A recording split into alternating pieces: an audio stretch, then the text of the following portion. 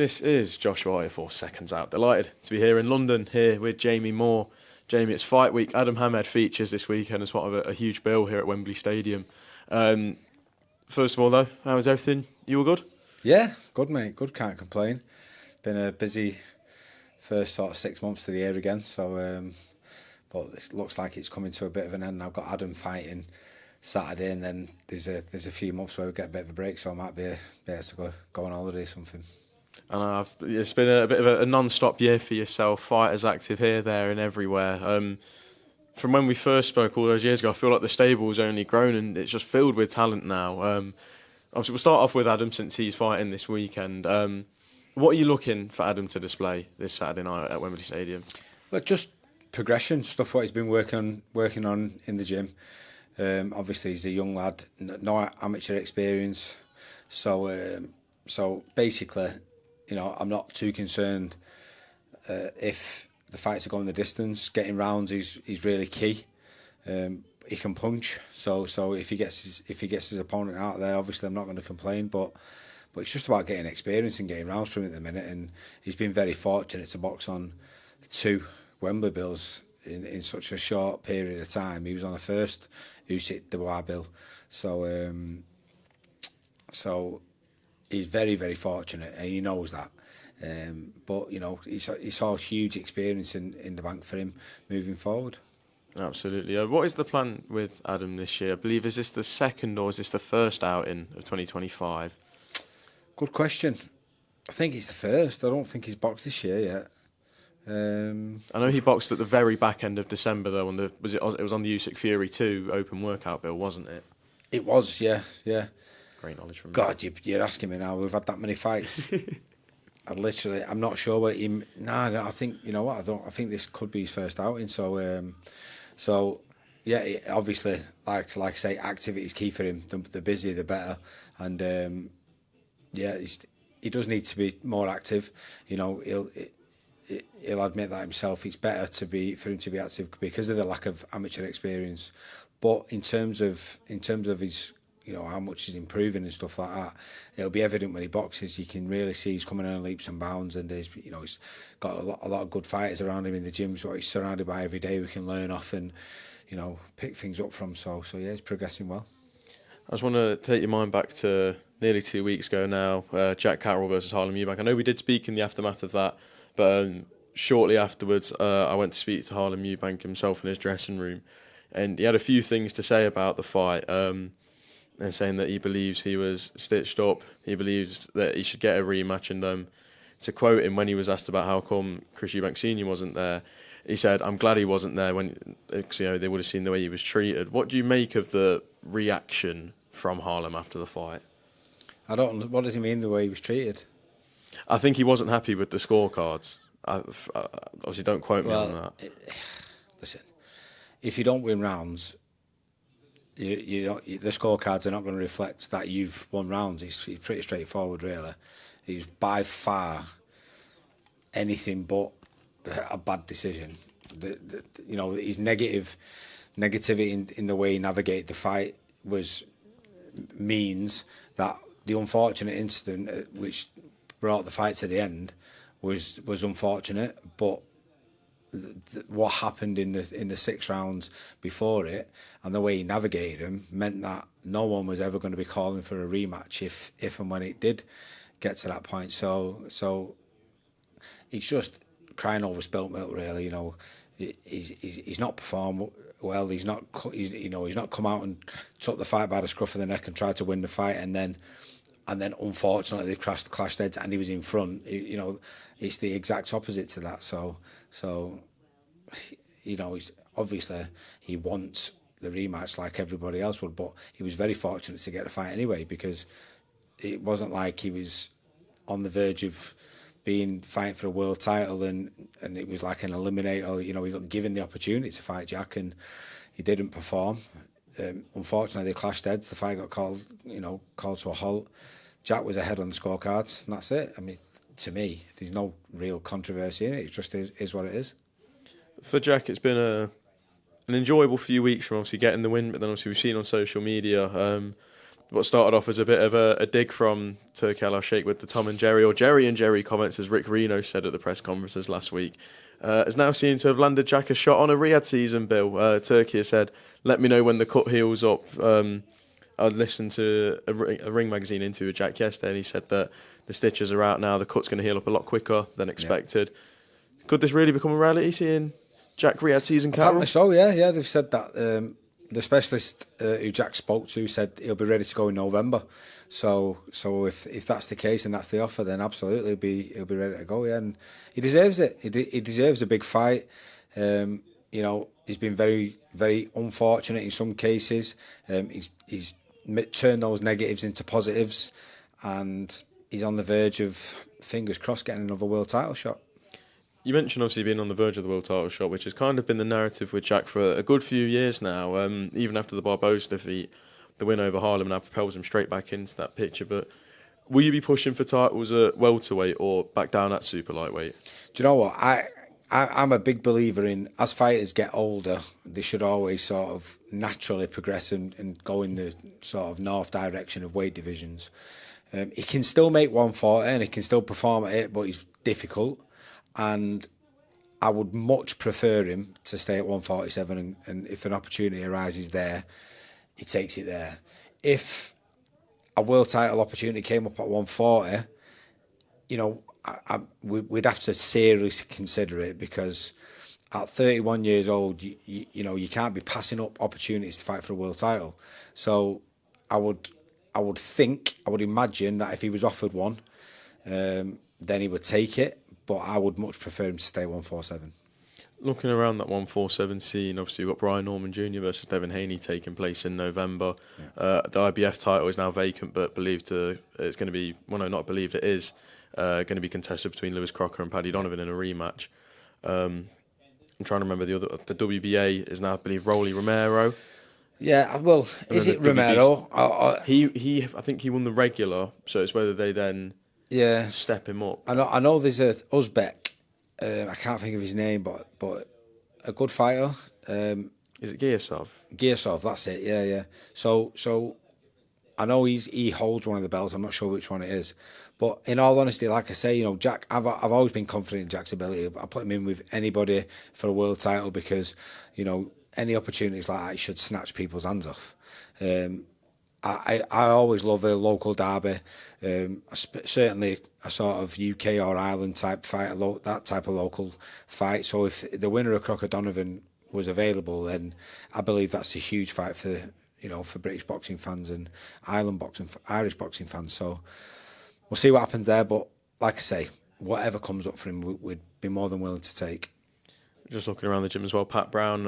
Again, I know we spoke about him briefly after his emphatic first round stoppage over Lewis Oakford. A few weeks on now, looking back at the performance, is it still tough to gauge what level Pat Brown is at, or have you got a rough idea now, or an even better idea, I guess you'd say, of what next? Is it how far away are the titles and all those other questions? Yeah, I mean, Pat's 26, so in the same sentence you've got to go, we don't want to rush him, but we can't be hanging around it forever with him. He's an unbelievable talent, he really is, and the problem we're going to have with Pat is getting him experience before he gets to the level where I believe and I know he can perform at and win at. But before he gets there, you want to try and get him some rounds and experience, and the problem's going to be getting him those rounds.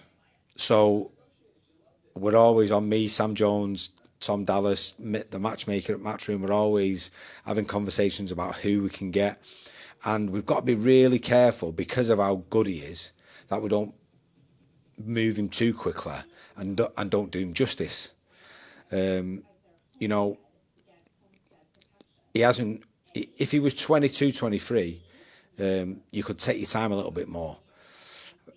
Leo Tang, for instance, unbelievable prospect, really nice kid, 18 years old, and you will take your time with him because he's got plenty of time to do it. Pat, you want to take your time a little bit, but you haven't got years to hang around and get him that experience. So we need to matchmake him properly so that he's getting rounds under the belt. The problem's going to be if we put him in with somebody who you expect to give him rounds, there's a big possibility that he's going to take him out anyway. So then, if and when those fights do come up and happen, and if he does take him out quickly, then we're going to have to move him to the stage where we believe he can get to quicker than we maybe would like. But I said this after the fight last time to Sam Jones. It's a problem. It's a problem to have, but it's a good problem to have, because what a problem. Can we try and make sure that he doesn't knock everyone out on the way through? What a problem to have. Do you kind of move him similarly to how Cameron Vong was moved during the time that you had him, in the sense, obviously, like, you kept him nice and active? Cameron had his first 3 fights in pretty quick back-to-back succession. So was Pat. Do you kind of move him in a similar level to that? Cameron was always going to get rounds, because he's not the type of puncher like Pat Brown is. He was, he's not a devastating one punch knockout merchant. He punch hard enough, but he's a different type of puncher than Pat. We moved Cameron quickly because Cameron's a talented kid, and our belief was always you don't have kids like that hanging around boxing at a certain level, because they're not going to pick anything up, and in all honesty they get way just above themselves, run before they can walk, get carried away with themselves, believe they're the next best thing, and then they come unstuck. So that's not what we wanted to do. We wanted to make sure that he had the right type of learning fights, and he progressed along the way. It's a much more difficult job with Pat, because you can put him in there with someone who you would deem to be British champion level type fighter, and he could go in there and wipe him out in a round. That's the different problem to have. So we are looking consistently always to try and get fighters for him who are going to at least try, maybe get him into round 4, round 5, round 6, and get him some experience under the belt. But it's easier said than done. Would you say someone, obviously, I guess you could say the toughest fight of his career so far was the opponent for his debut? Yeah, exactly. He was tough. He was very tough, really, really tough. And he got him into the 4th round, but I think it gave everyone a better chance, a bigger window for everyone to see what his capabilities were, because you could see that night his variety was unbelievable for someone making his debut. The way he switched from body to head, slotted him up the middle, it worked his short jab. It was the variety for someone making his debut was brilliant.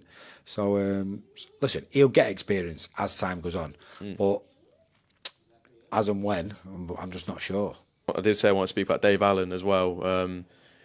Looking at the British Boxing Board of Control site and the fights that they've confirmed for different titles, there's a lot popping up for October 11th in Sheffield. And Dave himself has said that is the date TKV is set. We're just waiting on the board to approve it for the British title. Has that got any further down the line? Are we getting any closer? So I'm hearing the same as what you're hearing, and I really hope that fight happens. I know there was a lot of talk on bigger fights for Dave in terms of world level opponents, and I truly believe that Dave Allen, if this continues in terms of his progress and his commitment to the sport and the way he's training, committing himself to it, which is something that I'm loving seeing, I've never seen before, and long may it continue. He keeps progressing like he is doing. The world's his oyster, I promise you. And each time he's boxed, he's come back in the gym, he's continued training, and he's just getting better, faster, stronger, and it's ace to see.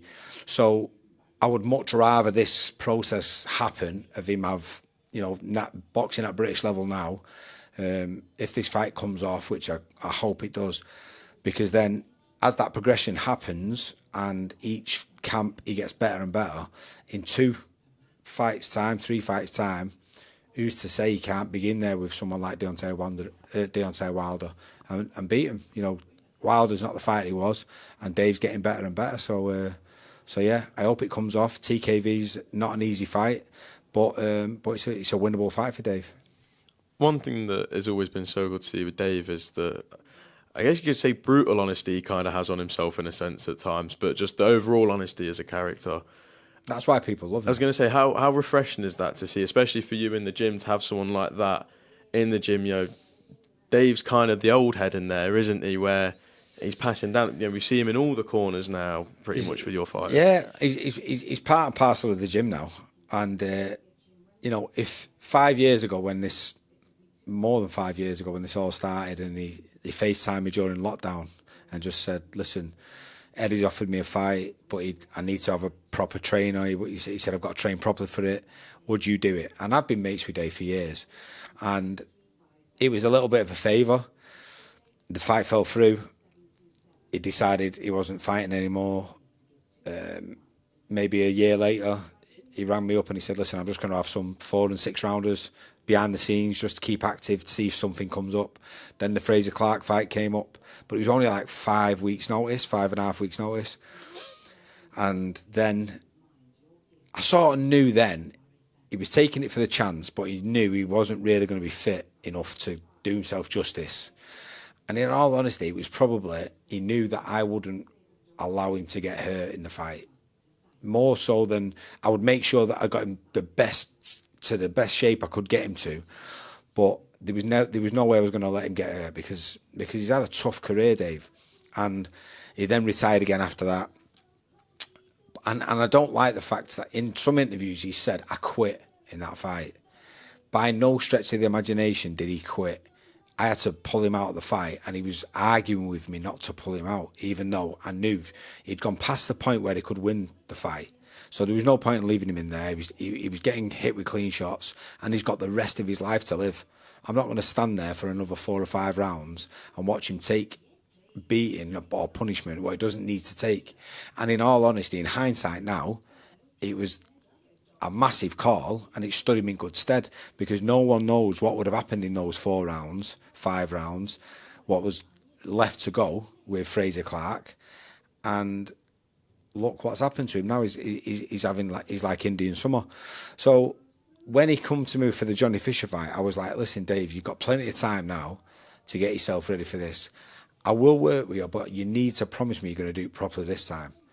And the conversation what we had for the first Johnny Fisher fight compared to the others were way different.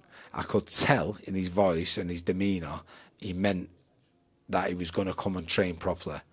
I feel like his life's probably changed massively since he had kids, and that commitment to the sport. You have like a bigger purpose to do it when you have kids, and I feel like that's been a massive motivation for him.